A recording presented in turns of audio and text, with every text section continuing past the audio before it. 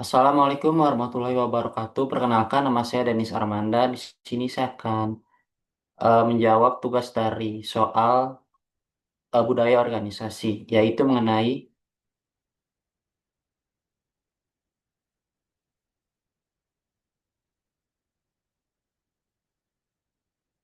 studi kasus tentang perusahaan Teknova yang dikenal memiliki budaya organisasi, menekankan inovasi, keterbukaan, dan kerjasama tim. Namun setelah adanya pimpinan baru, gaya kepemimpinan yang menjadi lebih kaku, terpusat, karyawan merasa kurang dilibatkan dalam pengambilan keputusan dan komunikasi antar tim menurun, akibatnya budaya kolaboratif mulai melemah.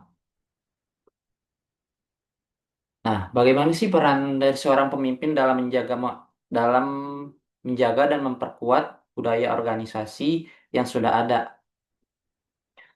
Berikut adalah yang harus dilakukan oleh pemimpin, harus memiliki peran penting dalam menjaga dan memperkuat budaya organisasi karena perilakunya menjadi contoh bagi karyawan. Di Teknova, pemimpin harus mendorong inovasi, keterbukaan, dan bekerja sama tim dengan melibatkan karyawan dalam pengambilan keputusan, seperti memberi ruang untuk menyampaikan ide, serta menciptakan lingkungan yang aman untuk berpendapat. Jika pemimpin bersikap kaku dan terpusat, maka budaya kolaboratif akan melemah. Selanjutnya,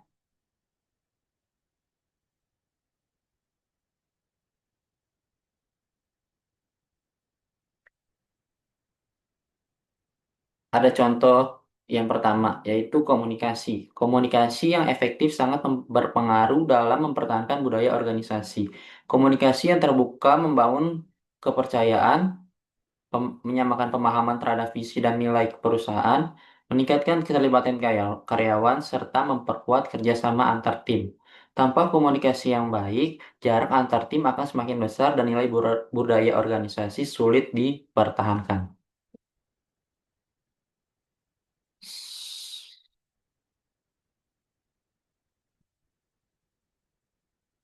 Selanjutnya ada contoh lain, yaitu menjadi contoh yang selaras dengan nilai budaya. Pemimpin harus menunjukkan langsung perilaku inovatif, terbuka terhadap ide baru, dan mendorong kolaborasi. Jika pemimpin bersikap kaku dan otoriter, karyawan akan meniru budaya lama yang akan terkikis. Selanjutnya ada mendorong partisipasi karyawan. Pemimpin perlu melibatkan tim dalam pembuatan keputusan, misalnya lewat diskusi terbuka, brainstorming, brainstorming atau forum ide. Hal ini membuat karyawan merasa dihargai dan memperkuat rasa memiliki terhadap budaya perusahaan. Selanjutnya ada yang yang ketiga, ada memberi ruang inovasi. Budaya inovasi tidak akan tumbuh jika karyawan takut salah. Pemimpin harus menciptakan lingkungan yang aman untuk mencoba hal baru, yaitu psychological safety. Selanjutnya ada memperkuat kerjasama tim. Dengan membangun proyek lintas divisi, team building, dan menekankan tujuan bersama, pemimpin bisa menghidupkan kembali budaya kolaborasi yang mulai melemah. Selanjutnya,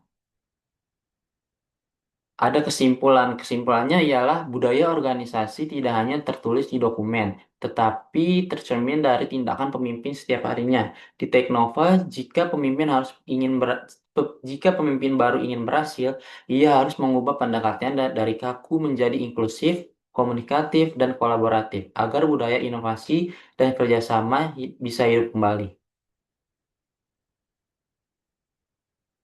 Selanjutnya, di sini saya akan menjelaskan hubungan antara komunikasi yang efektif dengan keberhasilan pemimpin dalam mempertahankan budaya organisasi.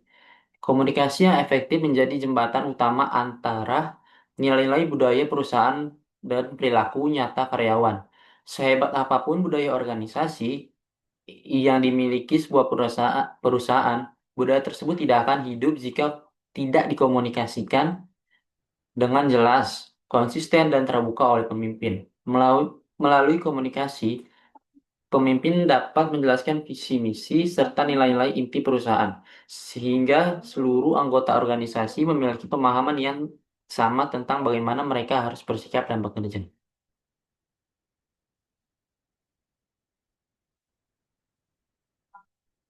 Di sini saya akan memberikan contoh beberapa, yaitu membangun kepercayaan. Komunikasi yang terbuka dan jujur membuat karyawan percaya pada pemimpin. Tanpa kepercayaan, nilai-nilai budaya sulit dipertahankan. Lalu ada menjaga kesamaan pemahaman visi dan nilai. Melalui komunikasi yang rutin dan jelas, pemimpin bisa terus meningkatkan dan menanamkan kembali nilai-nilai inti perusahaan.